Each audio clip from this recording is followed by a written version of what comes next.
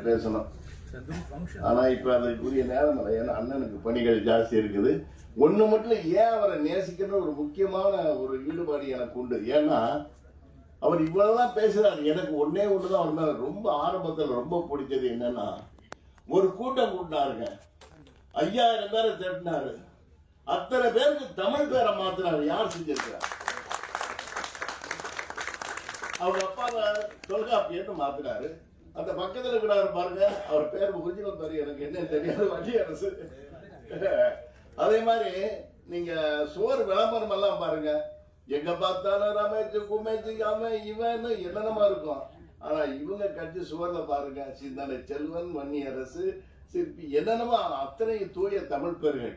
அதனாலதான் எனக்கு அவர் மேல ரொம்ப ஈடுபாடு. அவர் உண்மையை தான் பேசுவார், பெரும்பாலும் உண்மையை பேசுவாரு.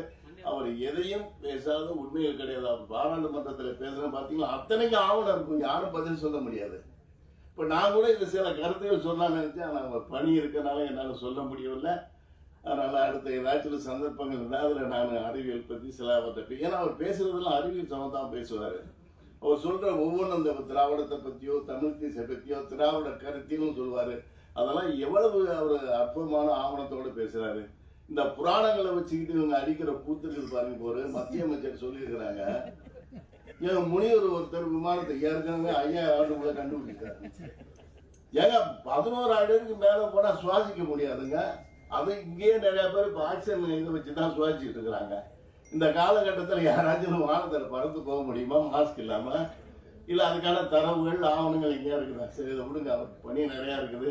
இருந்தாலும் இவரை நம்ம சுபாஷ் ஒரு கருத்து சொன்னாரு சார், ஒன்னே மட்டும் சொன்ன அண்ணன் சொல்லிட்டு இருந்தேன், சங்கங்கள் கட்டுப்பாடும் கடமை உணர்வும் இருக்கணும். தலைவர்களை பொறுத்தா அதுல இருக்க உறுப்பினர்களை பொறுத்தா இந்த திரையுலக சங்கங்கள்லாம் இவர் நிறைய விஷயங்களை செதறி அடிக்குமாறு அவர் முக்கிய யாரும் சொன்னாங்க. ஆனா சங்கங்கள்லாம் செதறி கிடக்குது. ஒரு சங்கம் 2 சங்கம் இல்லைங்க, ஒவ்வொரு சங்கத்தையும் உடைச்சிட்டாங்க. இப்படி இருக்கும்போது எங்க ஒற்றுமை வருது சொல்லுங்க? நம்ம என்ன செய்யறது? அநியாயம் நடக்குது. கமலக்கண்ணன் சொன்ன மாதிரி எல்லாம் நடக்கத்தான் செய்யுது. யாரு காப்பாத்துறது? அரசியல்வாதி நீங்க திருந்தினா திந்திடுவாங்க நம்மால. இப்ப எனக்கு தெரிஞ்சு ஒவ்வொரு நடிகருக்கும் நடிகைக்கும் கூட வர அவர் உதவியாளர்கள் சம்பளம் ஒரு காலத்துக்கு 60,000 ரூபாய் ஆகுது. இதை கொடுக்காதீங்கன்னா கேட்டுருவாங்களா? சம்பளத்தை குறைச்சு கொடுத்துருவாங்களா? இங்க 100 கோடினா அடுத்த 125 கோடி கொடுக்குறேன், நீங்க கொடுங்க, நான் பிளாக்ல கொடுக்குறேன். இது நடைமுறை தான். இதை போய் அவர் திருமாவளவனோ இல்லை முதல்வர் அவர்களோ இல்லது துணை முதல்வர்களோ திருத்த, அவங்க கலையுலகத்திலிருந்து வந்தவங்க தான். எப்படி கேட்பாங்க? இது நம்ம தான் முதல் திருந்தணும். என்று நம்ம பணம் வாங்காம ஓட்டு போடுறோமோ அன்னைக்கு தான் இந்த தயாரிப்பாளர் சங்கமும் நம்ம தொழில் நல்லா இருக்கும். நம்ம பணம் வாங்கக்கூடாது. ஏழைப்பாளைகள் வாங்குறத வச்சு விட்டுருங்க. ஒரு தயாரிப்பாளர் யாரு? பணம் கொடுத்து பணம் நம்மளே போய் பணம் வாங்கிட்டு ஓட்டு போறோம். இது எங்க போய் சொல்லுங்க?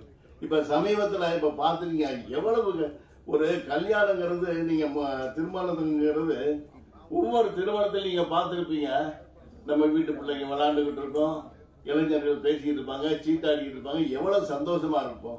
அப்படிப்பட்ட கல்யாணத்தை எடுத்து அதை கொண்டு போய் டிவி இதுல விற்கிறாங்கன்னா நம்ம என்ன சொல்றது? அந்த விற்கிறதுல சண்டை. இந்த திருமணத்தை நீங்க விற்கிறீங்களா, நாளைக்கு எதை நீங்க விற்க மாட்டீங்க? எவ்வளவு கொடூரம் இது! நம்ம எதை நோக்கி நம்ம போய்கிட்டு இருக்கிறோம்?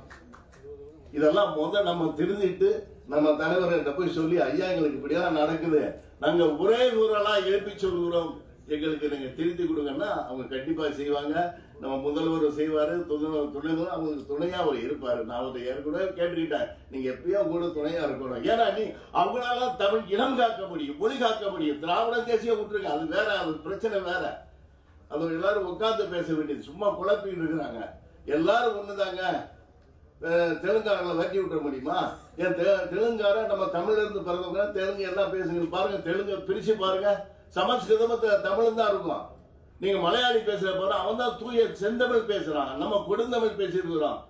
நம்ம தண்ணிங்கிறான், அவன் வெள்ளாங்கிறான், நீ நம்ம சொல்லுங்கிறான், அவன் பறையன்னு சொல்றான், எல்லாம் செந்தமிழ். இவங்களாம் விளக்க முடியாது. உன்னோட ஒன்ன கலந்துட்டான். இது யதார்த்தம். கலப்பு தான் மாற்றம். 1379 கோடி ஆண்டுகளுக்கு முன் இந்த எண்ணெய்க்கு பிரபஞ்சம் பிறந்து அதில் கலந்து கெமிக்கல் உருவாச்சு. நம்ம தண்ணி ஹைட்ரஜன் ஆக்சிஜன் கலந்துதான் தண்ணி. கலப்பு நாட்டி ஒண்ணு இல்லை, அது மாற்றம். அதனால இதெல்லாம் ஒரு விரிவான இது இங்க சொல்றதுக்கு இல்லை. அதனால இந்த விழாவிற்கு நான் இந்த படத்தை பத்தி சொல்ல வந்துட்டேன்.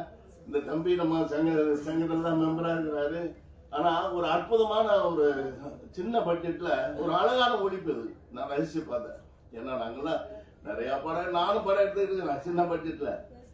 எனக்கு ஓரளவு அளவுகோல் இருக்குல்ல, இதெல்லாம் என்னென்ன கேமரா யூஸ் பண்ணிருக்காங்க எல்லாம் எனக்கு தெரியும். ஆனா உண்மையில அழகான ஒளிப்பதிவு எல்லாமே நியூஸ் நல்லா பண்ணிருக்காங்க.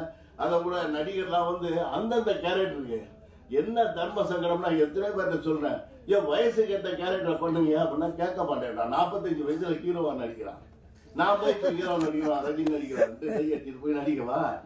நானே ஜமீன் கோட்டை இந்த படத்துல ஹீரோ நடிச்சு பெரிய வெற்றி அந்த படம். ஆனா நான் அந்த பொண்ணை தொடக்கூட மாட்டேன். ஏன்னா எனக்கு அப்போ வயசு 44. எனக்கு 44 போய் இப்போ நம்ம டான்ஸ் ஆடுறது, பொண்ணை போய் தொடர்றதுன்னு தொடவே இல்லை ஹீரோயினிய. ஒரே ஒரு இடத்துல நான் தாலி கட்டுவேன், அவ்வளவுதான். அதுக்கேற்ற அந்த படம் பெரிய வெற்றி அடைச்சு. எந்த இடம், எந்த கேரக்டர், யாரை செய்யுது, எதை செய்யுதுன்னு சொல்லி யோசிச்சு எடுத்தா நமக்கு வெற்றி அடையும். அது மாதிரி இந்த படத்துல இது காதல் படம், காதல் மலர்ன்ற படம். நல்ல ஆளுங்களை போட்டுக்கிறாங்க. ஹீரோவும் நல்லா இருக்கிறாரு, ஹீரோயின் நல்லா இருக்கிறாங்க, எல்லாம் நல்லா இருக்கிறாங்க, எல்லாம் நல்லா இருக்குது. இதை பார்க்கும்போது என் நெஞ்சு பொறுக்குதுன்னா நெஞ்சு ஆனந்தமாகவே இருக்குது. ஏன்னா அதனால தம்பி அசோசியேஷன் வந்தாரு, டிஸ்ட்ரிபியூட்டர் அசோசியேஷன் வந்தாரு, முரளி வந்தாரு. இவங்களுக்கெல்லாம் ரொம்ப சப்போர்ட்டா இருக்கிற முரளி வந்தாரு. வந்து பேசுறாங்க, தம்பி இந்த சூழ்நிலை இப்படி இருக்குது, இதனால இதை பார்த்து பண்ணுங்க சொல்லி அவங்களுக்கு நான் அட்வைஸ் பண்ணிக்கிறேன். அதுபடி நடந்து அவர்கள் பெரிய வெற்றியை பெற்று முதலீடுகள்லாம் திரும்ப பெற்று இந்த களத்தில் வந்து இருக்கிற அந்த தொழில்நுட்ப கலைஞர்கள், நடிகர்கள் அத்தனை பேரும் பெரும் வாழ்வாங்க வாழ வாழ்த்து விடைபெறுகிறேன். நன்றி, வணக்கம்.